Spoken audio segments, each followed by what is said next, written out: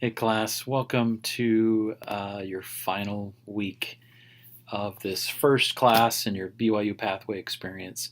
Can you imagine? Um, can you imagine that you would have gotten to this spot? I mean, there's been a lot of you that it's been pretty stressful. You've had to manage so much, and there's a lot of times you're like, I just don't think I can do this. But it's that idea of that we act in faith. We do the best that we possibly can, and then the Lord magnifies, our efforts, who we are, what we can accomplish. And you've done so much. So this is one of those weeks that you have a chance to reflect. You have a chance to kind of see where you've been and where you'd like to be. You culminated last week with the Christ-like attribute project submission. I feel so.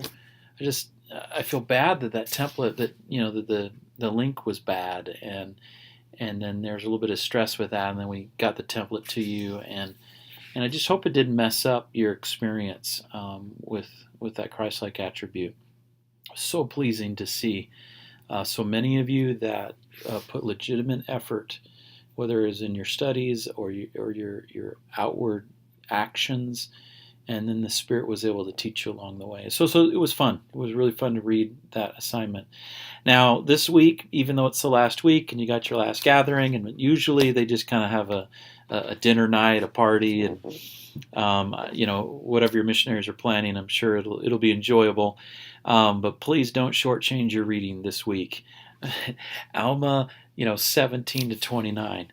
What an amazing, amazing part of the book of Alma, where you've got the sons of Mosiah preaching the gospel, conversion. You're talking about how they left with these hopes to help someone, anyone, and then the success they have. And then to end with chapter 29, oh, that I were an angel and could have the wish of my heart. And so you have conversion of Lamoni's father, such solid teachings this week. It'll be really fun for you.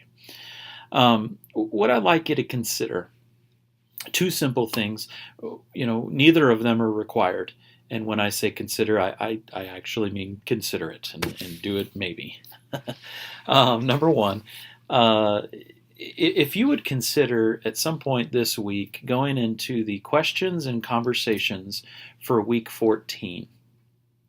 I would like you just to share with your class, again, if you want, just an insight from this whole class about anything, about maybe your capabilities, about the Lord, about the church, about the Book of Mormon.